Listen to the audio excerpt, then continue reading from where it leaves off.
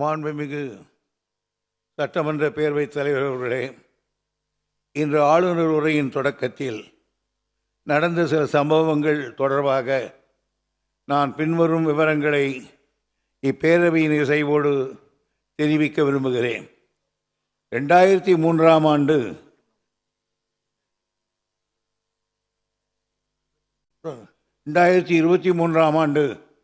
ஜனவரி திங்கள் 9ஆம் நாளன்று மாண்புமிகு ஆளுநர் அவர்கள் பேரவையில் உரையாற்றிய போது ஏற்கனவே அவரால் ஒப்படைக்கப்பட்டு பேரவையின் மாண்புமிகு உறுப்பினர்களுக்கு அளிக்கப்பட்ட அச்சிடப்பட்ட உரையில் இடம்பெற்றுள்ள சில பகுதிகளை வேண்டுமென்றே விடுத்தும் அச்சிடப்படாத சில பகுதிகளை சேர்த்தும் உரையாற்றினார்கள்.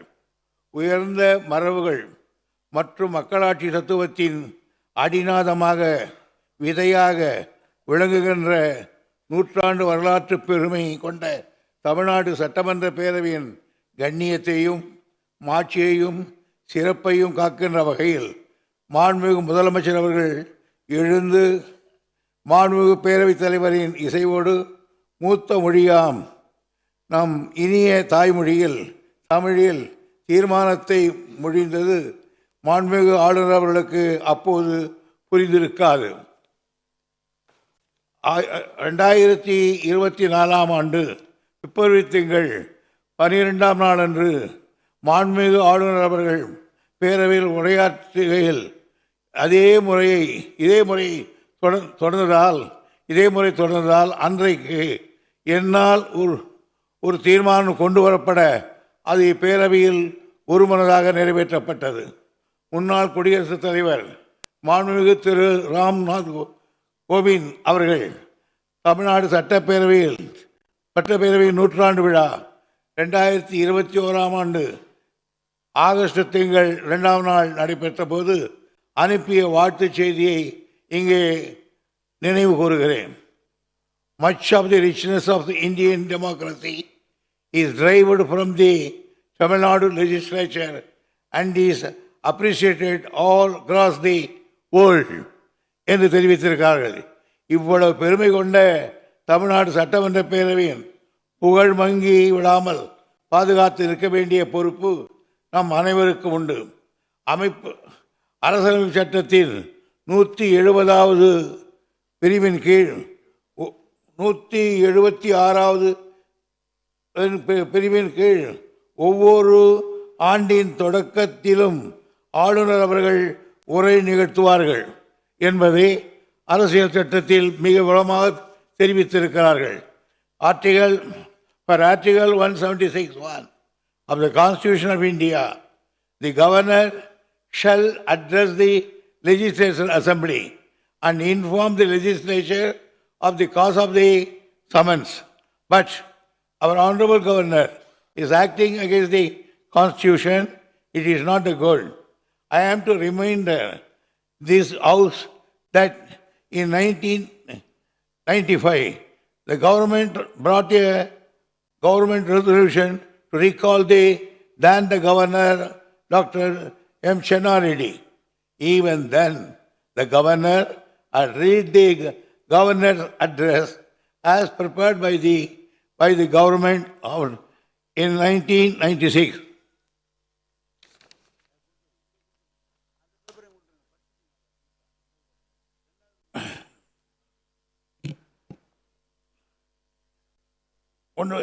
ஆக இப்பேரவை கவனத்துக்கு கொண்டு வந்திருக்கிறேன்.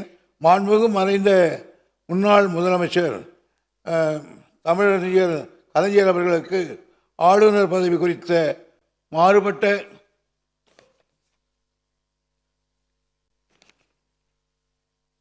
கருத்துக்கள் இருந்தாலும் ஆளுநர் பதவி உள்ளவரை அப்பதவியில் ஒருவர் நியமிக்கப்பட்டிருக்கும் நிலையில் அவருக்குரிய மரியாதை அளிக்கப்பட வேண்டும் என்ற கருத்து கொண்டவர்.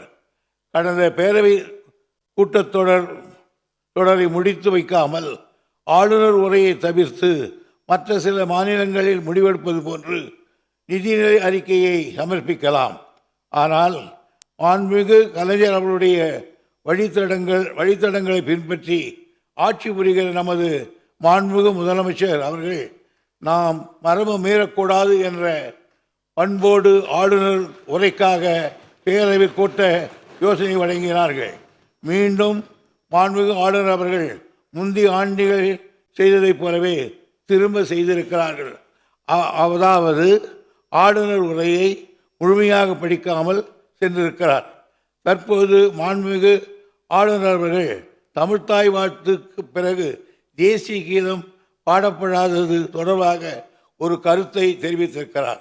இது தொடர்பாக கடந்த ஆண்டு ஆளுநர் அவர்கள் இதே கருத்தை கோடிட்டு மாண்புமிகு பேரவைத் தலைவர் அவர்களுக்கு ஒரு கடிதம் அனுப்பியிருந்தார்.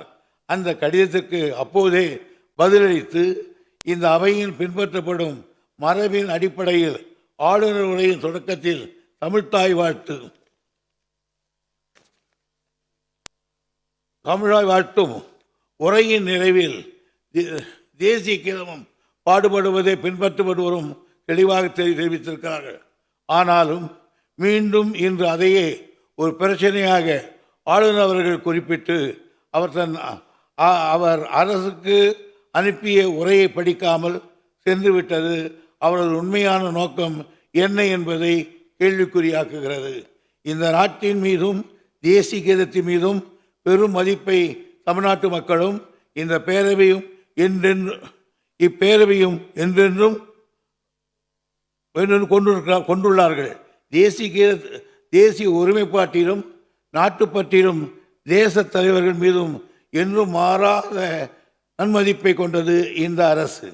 மாண்புமிகு பேரவைத் தலைவர்களே, திராவிட முன்னேற்ற கழகத்தின் உண்மை சீடனாக திராவிட சமுதாயத்திலிருந்து உதித்த சுயமரியாதை கனதாக செயல்படும் மாண்புமிகு முதலமைச்சர் அவர்கள் கட்டி காத்து வரும் இச்சட்டமன்ற பேரவையின் மாண்பினை நிலைநாட்டும் வகையில் மாண்புமிகு பேரவைத் தலைவரின் இசைவோடு சட்டமன்ற பேரவை விதி 17 தளர்த்தி இது தொடர்பாக ஒரு தீர்மானத்தை முன்மொழிந்திட தாங்கள் அனுமதிக்கின்றேன்.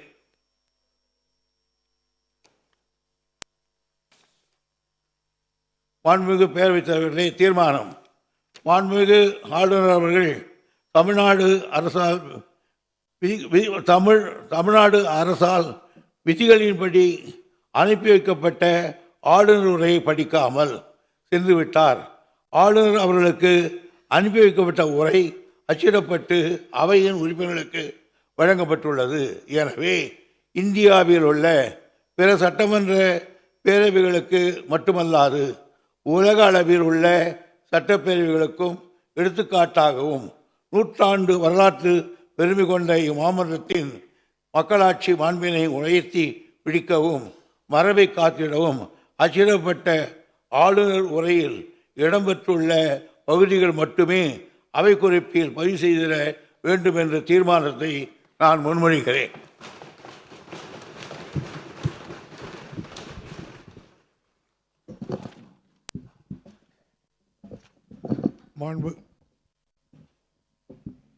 மாண்புமிகு அவை முன்னர் அவர்களின் தீர்மானம் பேரவையின் முடிவு கூடப்படுகிறது. ஏற்போர் ஆம் என்க, மறுப்போர் இல்லை என்க. மறுப்போரே இல்லை என்று கருதுகிறேன். மறுப்போரே இல்லை. தீர்மானம் ஒருமனதாக நிறைவேறியது. இன்று சட்டமன்ற உறுப்பினர்களுக்கு கணனியில் பதிவேற்றம் செய்யப்பட்ட ஆளுநரின் உரையின் ஆங்கிலம் மற்றும் தமிழில் அச்சிடப்பட்ட பகுதிகள் மட்டுமே அவை குறிப்பில் இடம்பெறும்.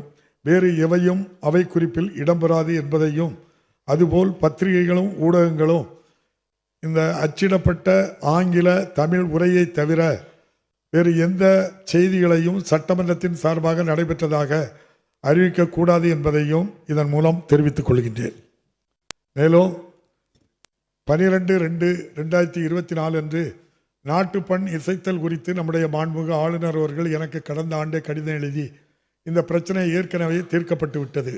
ஆளுநர் உரை இன்றைய நிகழ்வு என்பது அரசமைப்பு சட்டம் உறுப்பு 176(1) கீழ் மாண்புமிகு ஆளுநருக்குள்ள கடமை.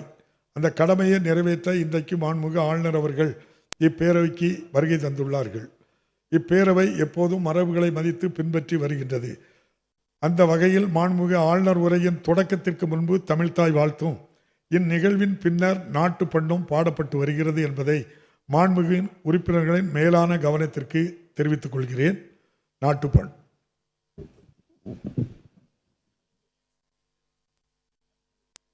जनगण मन अधिनायक जय हे भारत भाग्य विधाता पंजाब सिंध गुजरात मराठा द्राविड उत्कल बंगा विंध्य हिमाचल यमुना गंगा उच्चल जलति तरंगा तव शुभ नामे जाहे तव शुभ आशीष माहे गाहे तव जय गादा जनगण मंगलदायक जय हे भारत भाग्य विधाता जय हे जय हे जय हे जय जय जय जय हे।